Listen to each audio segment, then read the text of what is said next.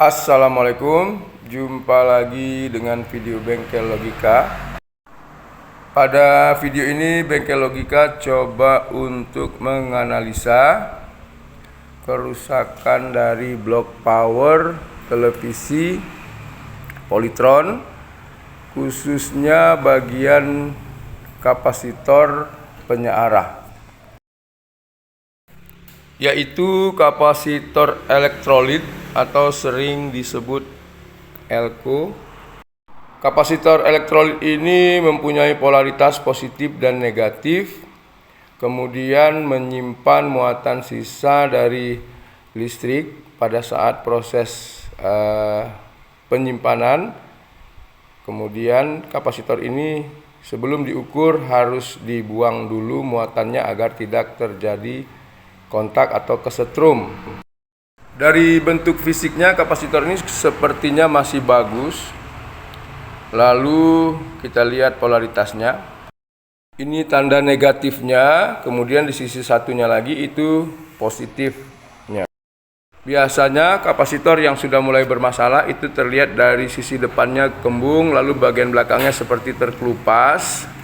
Tetapi di sini kita lihat masih kondisinya bagus begitu. Tetapi kenapa kapasitor ini nilainya seperti terhubung singkat?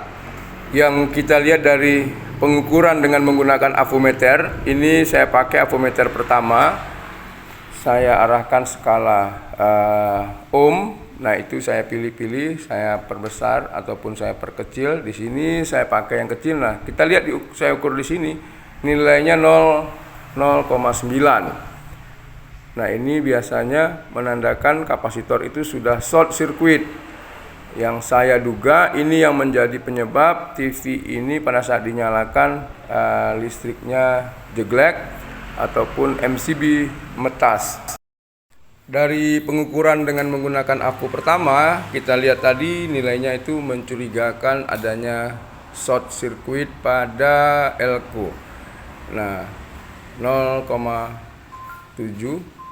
Nah lalu saya untuk membandingkan saya gunakan avometer yang lain, di mana avometer itu tidak saya pakai untuk kebutuhan atau keperluan lain. Saya hanya mengukur yang sangat penting karena avometer ini lumayan akurat. Nah kita coba ukur, di sini kita lihat berapa mikro nilainya. Karena avometer ini bisa mengukur nilai kapasitansi.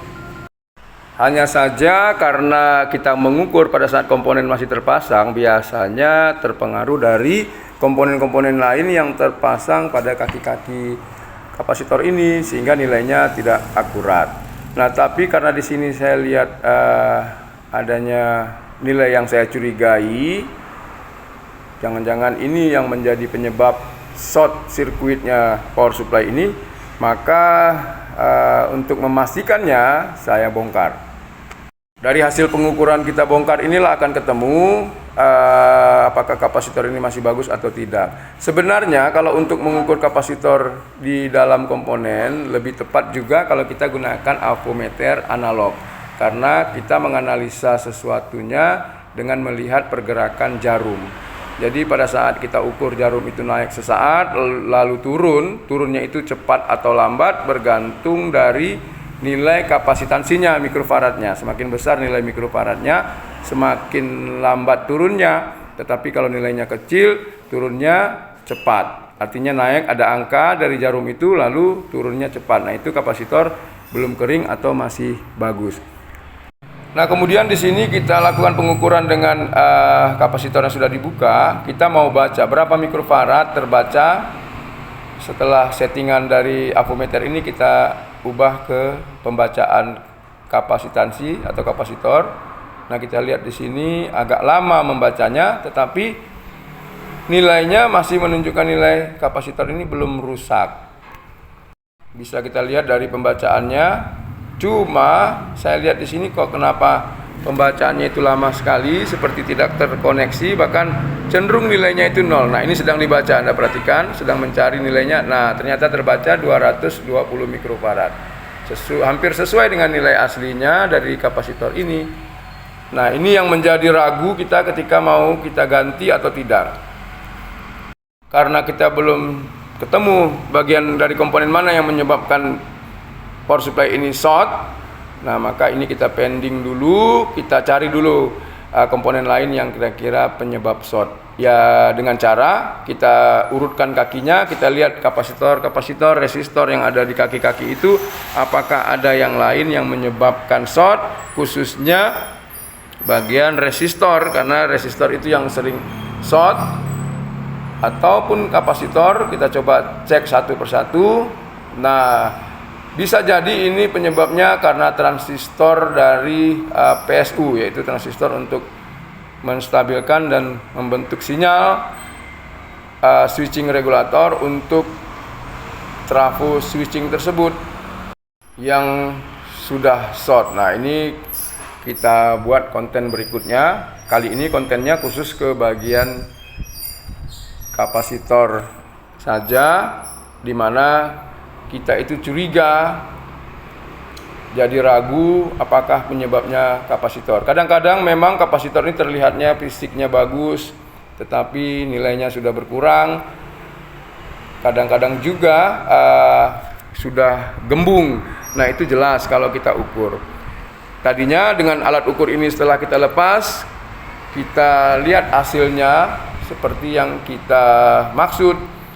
Artinya tidak punya nilai kapasitansi atau nilainya 0, yaitu terhubung singkat.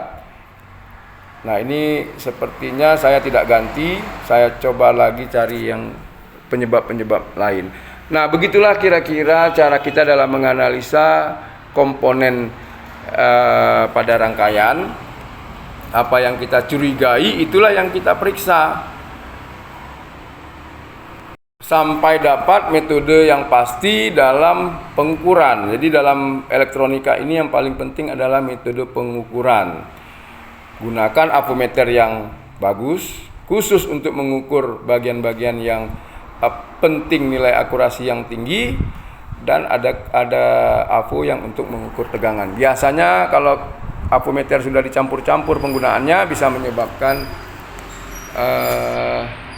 tidak akurat lagi nilai kapasitansi tersebut. Demikianlah sedikit informasi dari Bengkel Logika. Semoga ada manfaatnya. Assalamualaikum.